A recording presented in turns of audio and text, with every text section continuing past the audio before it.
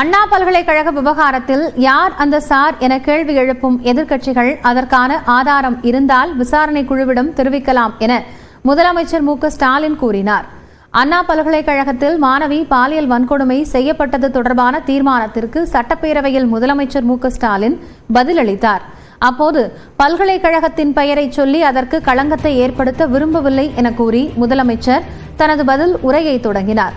இந்த சம்பவத்தை வைத்து உயர்கல்விக்கு செல்லும் மாணவிகளை அச்சப்படுத்தும் வகையில் தயவு செய்து நடந்து கொள்ள வேண்டாம் என்று முதலமைச்சர் கோரிக்கை விடுத்தார்.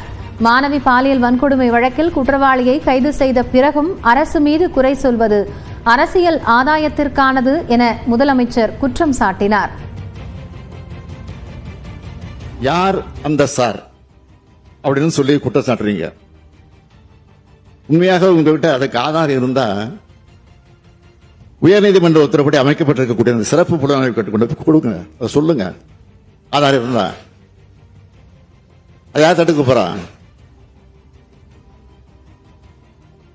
அதை விட்டுட்டு ஒரு மாணவி சம்பந்தப்பட்ட சென்சிட்டிவான வழக்கில் வீண் விளம்பரத்துக்காக, குறுகிய அரசியல் லாபத்துக்காக மலிவான செயலை மீண்டும் மீண்டும் ஈடுபட வேண்டாம் என உங்ககிட்ட நான் கேட்டுக்கிறேன். தொடர்ந்து பேசிய முதலமைச்சர் பொள்ளாச்சி சம்பவம் தொடர்பாக அதிமுக ஆட்சியில் எந்தவித நடவடிக்கையும் எடுக்கப்படவில்லை என்று கூறினார். பொள்ளாச்சி சம்பவத்தில் 4 குற்றவாளிகளை காவல் நிலையத்தில் ஒப்படைத்தும் அவர்கள் மீது வழக்கு பதியப்படவில்லை என்று முதலமைச்சர் மு.க.ஸ்டாலின் குற்றம் சாட்டினார். இந்த வழக்கு சிபிஐ வசம் சென்ற பிறகே குற்றவாளிகள் அதிமுக பிரமுகர்கள் என்பது அம்பலமானதாகவும் முதலமைச்சர் குறிப்பிட்டார். அப்போது அதிமுகவினர் கடும் அமளியில் ஈடுபட்டனர். இப்படி ஒரு சம்பவமே நடக்காத மாதிரி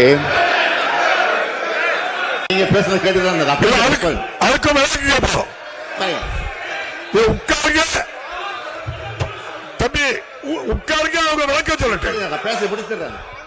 பெண்களுக்கு எதிரான ஆட்சி நடத்தியவர்கள் தற்போது கருப்பு பேட்ஜ் அணிந்து வருவதா என முதலமைச்சர் மு.க.ஸ்டாலின் வினவினார்.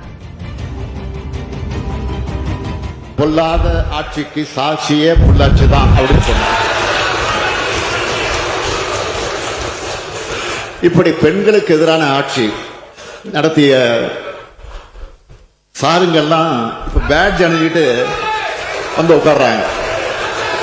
இப்ப பேட்ஜ் அணிஞ்சிக்கிட்டு உட்கார்ந்து மட்டும் போயிட்டாங்க பாதியில.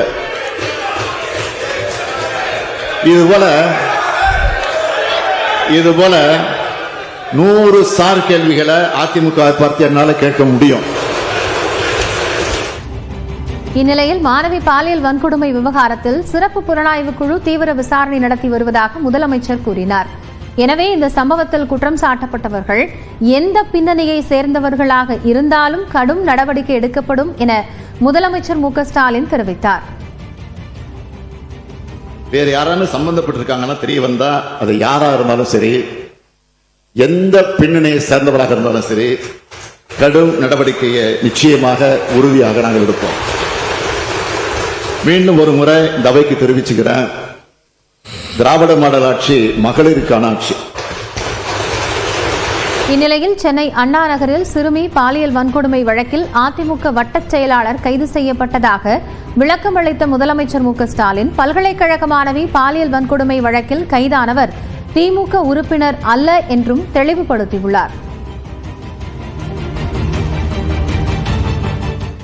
அண்ணா பல்கலைக்கழக விவகாரத்தில் யார் அந்த சார் என கேள்வி எழுப்பும் எதிர்க்கட்சிகள் அதற்கான ஆதாரம் இருந்தால் விசாரணை குழுவிடம் தெரிவிக்கலாம் என முதலமைச்சர் மு.க.ஸ்டாலின் கூறினார். குற்றம் நடந்த பிறகு ஒருவேளை குற்றவாளியை உடனடியாக கைது செய்யாமல் விட்டிருந்தா அல்லது குற்றவாளியை காப்பாற்ற முடிவு செஞ்சிருந்தாலோ அரசை நீங்கள் குறை சொல்லலாம். ஆனால் சில மணி நேரத்துக்குள்ள குற்றவாளியை கைது செஞ்ச பிறகும் குற்றம் சம்பந்தப்பட்ட ஆதாரங்களை எல்லாம் திரட்டின பிறகும் அரசை குறை சொல்றது அரசியல் ஆதாயத்துக்கான தவிர உண்மையான அக்கறையோடு செயல்படுகிறது இல்லை என்பதை இந்த மாமன்றத்தில் நாம் பதிவு செய்கிறோம். கைது செய்யப்பட்ட குற்றவாளி குண்டர் சட்டத்தின் கீழ் சிறையில் அடைக்கப்பட்டிருக்கிறார். இந்த புலன் விசாரணையில வேற யாராவது குற்றவாளி இருக்காங்களான்னு தெரிய வந்தா அது யாரா இருந்தாலும் சரி, மீண்டும் மீண்டும் சொல்றேன், அது யாரா இருந்தாலும் சரி, அவங்க மேல தயவு ஆச்சு இருக்கும். இதை இந்த அவைக்கு 100% உறுதியோடு நான் சொல்லிக் கொள்கிறேன். அதில் எந்த மாற்றம் கிடையாது. அது மட்டுமல்ல, இன்னும் முக்கியமானது, இந்த வழக்கில் விரைந்து விசாரணை மேற்கொண்டு 60 நாட்களுக்குள்ள குற்றப்பத்திரிகையும் தாக்கல் செய்யப்படும். அதோட சிறப்பு நீதிமன்றம் மூலம் இந்த வழக்கை விரைந்து விசாரிக்க அனைத்து முயற்சிகளையும் அரசு எடுத்து குற்றவாளிகளுக்கு உச்சபட்ச தண்டனை கிடைப்பதை உறுதி செய்யும் என்பதை இந்த அவைக்கு நான் மீண்டும் உறுதியோடு தெரிவித்துக் கொள்கிறேன்.